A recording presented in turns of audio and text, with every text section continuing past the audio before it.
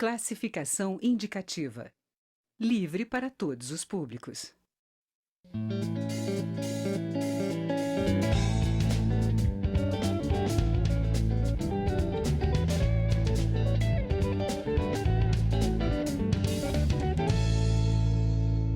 Olá!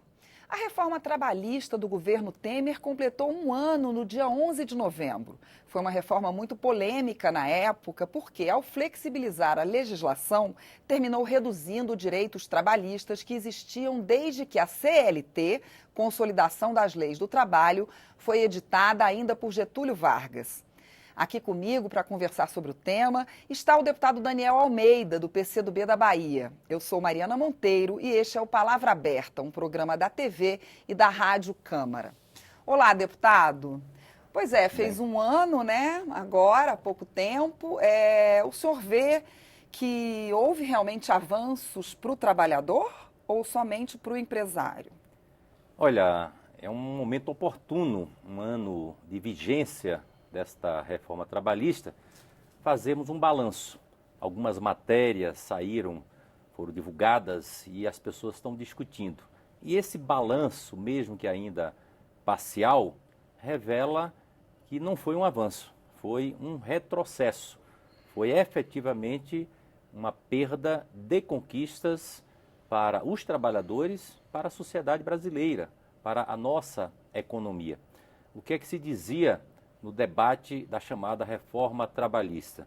Que ela produziria empregos, geraria novos empregos na nossa economia, que daria vazão a empregos mais qualificados, com a flexibilização na contratação de pessoas, setor de informática, de TI e assim por diante. Falava-se que daria mais segurança jurídica, com menos conflitos sendo levados à Justiça do Trabalho e que daria uma possibilidade de uma flexibilização nas relações de trabalho e favoreceria a negociação direta. Nada disso aconteceu. Um ano depois, não gerou emprego. O que se verifica é que alguns empregos formais foram transformados em empregos precários, empregos informais. Sem carteira assinada. Sem carteira assinada. Vários direitos trabalhistas que estão garantidos pela carteira assinada. Exatamente. Isso com impacto na Previdência Social, né? Tem casos de trabalho intermitente que a remuneração não chega ao salário mínimo e o trabalhador teria que tirar do próprio bolso se quisesse manter com as garantias da Previdência Social. O número de ações na Justiça do Trabalho diminuiu muito em função do receio que o trabalhador tem de recorrer à Justiça do Trabalho, que em muitos casos ele pode ser penalizado. Não só pode ser demitido, como ele pode ser penalizado. O trabalhador agora, se ele tiver numa atividade insalubre e ele quiser reivindicar este direito, ele terá que tirar do próprio bolso para pagar um perito que fará a checagem sobre aquela condição de insalubridade. Ora, o trabalhador tem possibilidade de fazer isso, né? Então o número de ações na Justiça do Trabalho diminuiu. Esta reforma trabalhista, ela alterou todo o sistema sindical brasileiro, que vigora desde a década de 40. Em relação ao sistema sindical, o que mudou? Perdeu força, os sindicatos perdem força. Deixou de ter a contribuição sindical, que era uma das principais sustentações da atividade sindical, propiciou a negociação direta. Você pode fazer uma negociação direta entre empregado e empregador, tanto no contrato como no desligamento, né? Isso fragilizou os sindicatos, fragilizou a relação de trabalho. O cidadão está desempregado. Para a pessoa que está em casa entender, hoje em dia, quem ainda não trabalha, né, hoje em dia é necessário que o sindicato pode intervir ali a favor do trabalhador, na hora do contrato e na hora do desligamento. Do desligamento. Tem as convenções coletivas que estabelecem patamares mínimos na relação de trabalho num determinado setor, metalúrgico, comerciário, bancário e assim por diante. com a negociação direta e com a prevalência do negociado sobre o legislado, mesmo coisas que estão na lei, não passarão a não ter validade, né? Não tem a chamada ultratividade, ou seja, você tem uma convenção coletiva, no dia que ela vencer, aqueles direitos que foram assegurados na convenção coletiva deixam de existir. Anteriormente, esses direitos seriam preservados até que se fizesse uma nova convenção coletiva. Agora isso tudo deixa de existir. A relação direta num contrato impõe uma situação de desigualdade do trabalhador perante o empregador. O empregador diz, olha, eu lhe contrato, mas você tem que cumprir tais e tais condições, né? Se ele está desempregado, numa economia com 14 milhões de desempregados, ele se submete a qualquer coisa, né? Com isso, muita gente perdeu o emprego, foi contratado uma outra pessoa com uma remuneração menor, e aquele que saiu do emprego buscou uma opção no mercado de trabalho, teve que aceitar uma remuneração também menor. Ou seja, diminuiu o patamar de remuneração dos salários e isso impacta toda a economia. Você com menos salário compra menos, a economia fabrica menos e o comerciário vende menos e assim por diante. Ou seja, tem esse aspecto também, tem um né? ciclo Da própria economia. Da própria economia. Então a reforma trabalhista... E precarizou os trabalhos. Precarizou o trabalho, precarizou a relação de trabalho, precarizou as condições de trabalho, a remuneração do trabalhador. Né? E talvez até o produto final. Né? A mulher gestante ou lactante, ela pode ser obrigada a trabalhar num lugar insalubre.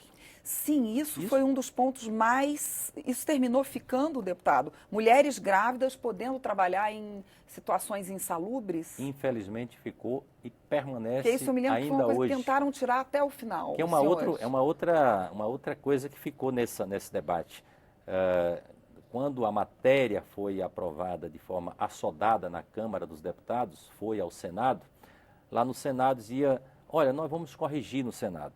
A promessa era essa, né? Para que não houvesse emendas no Senado e ela tivesse que voltar à Câmara, se fez lá um compromisso de corrigir estas tais anomalias, né, mais graves numa outra medida.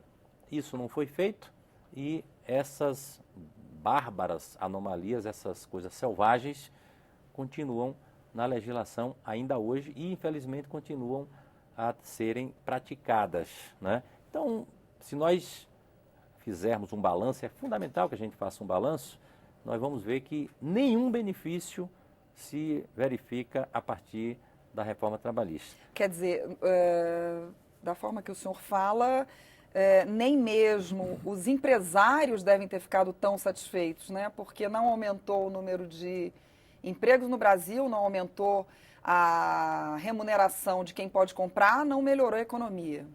Exatamente. Ou o senhor vê que eles argumentam que houve algum avanço? Eu verifico que os grandes setores da economia, aqueles monopolistas, né?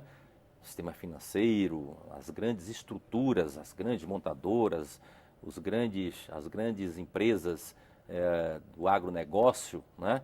Essas têm apresentado vantagens, porque flexibilizou o contrato intermitente, avaliam que isso traz ganhos de produtividade para eles, mas que legislação é essa que só o lado mais forte, que já necessitaria ter uma contribuição maior de caráter social, é beneficiado. Então, é uma legislação que está contra o interesse da nação, da maioria do nosso povo, especialmente dos trabalhadores. Eu acho que um ano depois, a reflexão que a gente precisaria fazer é a reflexão no sentido de uma modificação disso, uma reposição desse direito dos trabalhadores. Infelizmente... O senhor acha, pois é, eu ia perguntar se o senhor acha que há clima com esse novo governo agora, que acaba de sair das urnas, né, há pouco mais de um mês e pouco, se há clima para uma tentativa de modificação nessa lei? Pois é, infelizmente o clima e o que está anunciado é que quem ganhou a eleição acha que essa reforma foi tímida, que é preciso aprofundar a flexibilização, a retirada de direito. Paulo Guedes já disse isso, né? O futuro ministro da Economia. Economia disse que ele vai fazer a tal carteira verde e amarela. O que significa isso, deputado? Isso é um contrato de trabalho sem qualquer garantia, um contrato que o cidadão pode fazer com o empregado e empregador. Isso existe em alguma economia? Não existe em nenhuma economia que eu conheça, né? Então o sujeito pode, a partir de agora, usar um contrato específico, né? Que ele adere a esse contrato, abrindo mão de direitos, né? Que não se sabe ainda quais são esses direitos, mas pode estar comprometido direitos básicos, né? Como Última remuneração pergunta. de hora extra, etc., 13º e assim por diante. Isso né? passa aqui no Congresso? Eu acho que nas condições de hoje não passa, mas eles estão botando um venenozinho aí, dizendo o seguinte: isso vai ser uma opção. Nós vamos manter o contrato atual e vamos fazer essa opção de um contrato mais flexível com essa tal carteira verde ou verde amarela. Né? Bom, é um tema longo, mas o nosso tempo, infelizmente, Pois é, eu acho que hoje não passa, mas espero que no futuro a gente tenha força para resistir contra isso. Tá certo, deputado. Muito obrigada pela sua participação. Eu conversei com o deputado Daniel Almeida, do PCdoB da Bahia, sobre a reforma trabalhista do governo Temer, que completou um ano no dia 11 de novembro. Eu sou Mariana Monteiro e este é o Palavra Aberta, um programa da TV e da Rádio Câmara. Para rever esta e outras edições, digite câmara.leg.br/Palavra Aberta. Até a próxima.